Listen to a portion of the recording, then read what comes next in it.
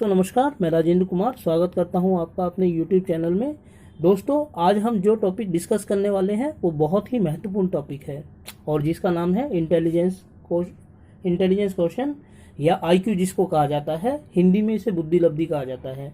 दोस्तों, Abraham Maslow वाली video में हमने देखा था कि किस तरीके से इंसान की ज़रूरतें इंसानों के बीच व्यक्तिगत विभिन्नता को जन्म देती हैं। दोस्तों, आज के इस वीडियो में हम जानेंगे कि किस तरीके से इंटेलिजेंस टेस्ट के आधार पर हम विद्यार्थियों की अलग अलग कैटेगरीज को देखते हैं और कैसे इन कैटेगरीज को तय किया जाता है और इनको तय करने का मकसद क्या था या है। दोस्तों, IQ टेस्ट के माध्यम से यह जानने का प्रयास किया गया प्रारंभ में कि जो विद्यार्थी कमज़ोर हैं वो कितने कमज़ोर हैं, ताकि एक सामान्य कक्षा में उनके साथ और अधिक मेहनत करके उनको विद्यालय में टिकाया जा सके। इसको जांचने के लिए या इस बात को ज्ञात करने के लिए जर्मनी के विलियम स्टर्न ने एक फॉर्मूला दिया था जिसे IQ टेस्ट कहा जाता था। इसके अंतर्गत विद्यार्थियों के टेस्ट लिए जाते थे और उसमें उनको जो अंक प्राप्त होते थे उसे मानसिक आयु या मेंटल एज कहा जाता था। इसके बाद जो मेंटल एज उनको प्राप्त होती थी उसे उनकी वास्तविक आयु से भाग करके प्राप्त संख्या को 100 से गुणा कर दिया जाता था। इस प्रकार जो वास्तविक संख्या या अंतिम संख्या प्राप्त होती थी उसे विद्यार्थियों की IQ कहा जाता था। इस IQ के माध्यम से ये जाना जाता था कि सामान्य विद्यार्थी या एक कक्षा के विद्यार्थी का बौद्धिक स्तर क्या है और उनके साथ कितनी मेहनत करने की आवश्यकता है।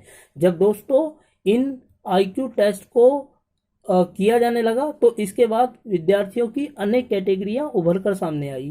दोस्तों, हम देखेंगे कि ये विभिन्न कैटेगरियां कौन सी थी और इनकी क्या खासियतें थी। तो चलिए दोस्तों, अब हम देखते हैं कि IQ टेस्ट के बाद विद्यार्थियों की जो कैटेगरियां उभर कर सामने आई वो कौन सी थी और उनकी खासियतें क्या थी। दोस्तों, लगभग 5 तरह की कैटेगरीज थी जो IQ टेस्ट के बाद उभर कर सामने आई। इनमें पहली कैटेगरी थी उन विद्यार्थियों की जिन्होंने IQ टेस्ट में 90 से लेकर 110 के बीच अंक प्राप्त किए थे और ऐसे विद्यार्थियों को एवरेज इंटेलिजेंट कहा जाता था, यानी औसत बुद्धिमान। ये वो विद्यार्थी थे जो सामान्य रूप से कक्षा में पाए जाते हैं, जो आसानी से अपने काम को कर लेते हैं। एक सामान्य कक्षा में अधिकांश विद्यार्थियों की संख्या यही होती है। उसके बाद दूसरी कैटेगरी थी उन विद्यार्थियों की जिन्होंने IQ टेस्ट में 120 से ज़्यादा अंक प्राप्त किए, 120 से ज़्यादा किंतु 130 से कम। ऐसे विद्यार्थियों को अबव एवरेज कहा गया, यानी औसत से थोड़ा ऊपर। और तीसरी कैटेगरी थी ऐसे विद्यार्थियों की जिन्होंने 130 से ज़्यादा अंक प्राप्त किए IQ टेस्ट में। ऐसे विद्यार्थियों को जीनियस कहा जाता था। ये जीनियस वो विद्यार्थी थे जो आसानी से अपना काम कर लेते थे, जल्दी कर लेते थे, बिना किसी मदद के कर लेते थे और इनको किसी तरीके के सहारे की या सहयोग की आवश्यकता नहीं होती थी। दोस्तों, चौथी कैटेगरी थी उन विद्यार्थियों की जिन्हें बिलो एवरेज या स्लो लर्नर कहा जाता था और IQ टेस्ट में इनका जो मार्क्स होते थे वो 70 से लेकर 90 के बीच होते थे।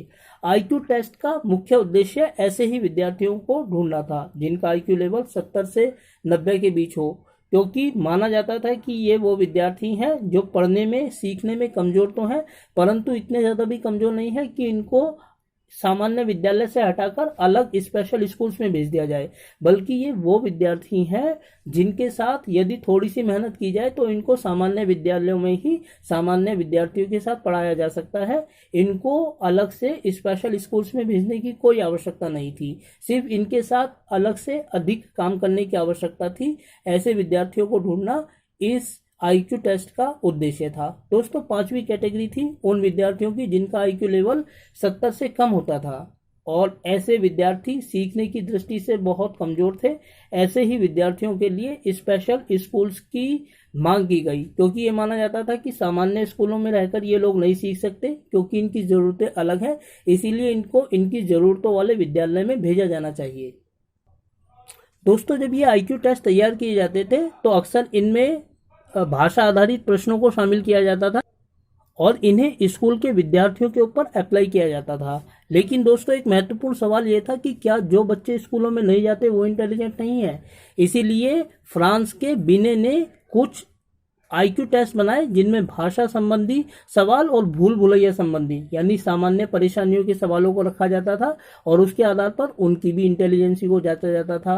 क्योंकि सिर्फ स्कूल के बच्चे इंटेलिजेंट हो सकते हैं ऐसा नहीं कहा जा सकता, इसीलिए बीने ने फ्रांस में जो आईक्यू टेस्ट बनाए उसके अंतर्गत उन्होंने उन बच्चों को भी शामिल किया जो स्कूलों में नहीं जाते थे। दोस्तों, विलियम स्टर्न ने जो फॉर्मूला तैयार किया और बीने ने जो टेस्ट तैयार किए, ये बुद्धि के एक कारक सिद्धांत थे, वन फैक्टर इंटेलिजेंस।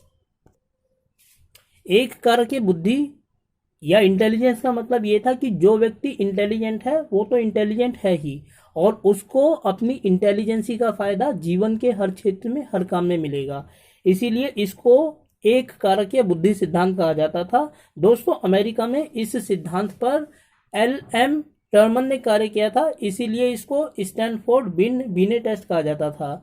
लेकिन दोस्तों, सवाल यह है कि क्या बुद्धि को सिर्फ एक ही कारक के रूप में देखा जा सकता है? इस सवाल का जवाब देने का प्रयास किया था चार्ल्स स्पीयरमैन ने। उन्होंने बुद्धि के द्विकारक सिद्धांत का प्रतिपादन किया और इसमें उन्होंने दर्शाया कि दरअसल बुद्धि के दो तत्व होते हैं, एक सामान्य मानसिक योग्यता जिसको उन्होंने जी कहा, जनरल मेंटल एबिलिटी, और दूसरा विशिष्ट मानसिक योग्यता जिसे उन्होंने एस कहकर संबोधित किया, स्पेशल मेंटल एबिलिटी। दोस्तों, उनका मानना था कि एक व्यक्ति में समस्या का समाधान करने के दो कारक होते हैं, एक तो जी और एस। लेकिन उनका भी मानना था दोस्तों कि जिस व्यक्ति में जी यानी सामान्य योग्यता अधिक पाई जाती है वो ज़्यादा बुद्धिमान होता है, जबकि स्पेशल जो योग्यता है वो हमें अपने कार्य विशेष से संबंधित समस्याओं का समाधान करने में मदद करती है। दोस्तों, अब हमने देखा है कि जब इंटेलिजेंस टेस्ट के आधार पर 5 तरह की विद्यार्थियों की कैटेगरी थी तो इंडिविजुअल डिफरेंसेस तो अपने आप आएगा ही। तो दोस्तों, ये था आईक्यू टेस्ट। यदि आपको वीडियो अच्छा लगे तो लाइक करें, शेयर करें और सब्सक्राइब करें। धन्यवाद।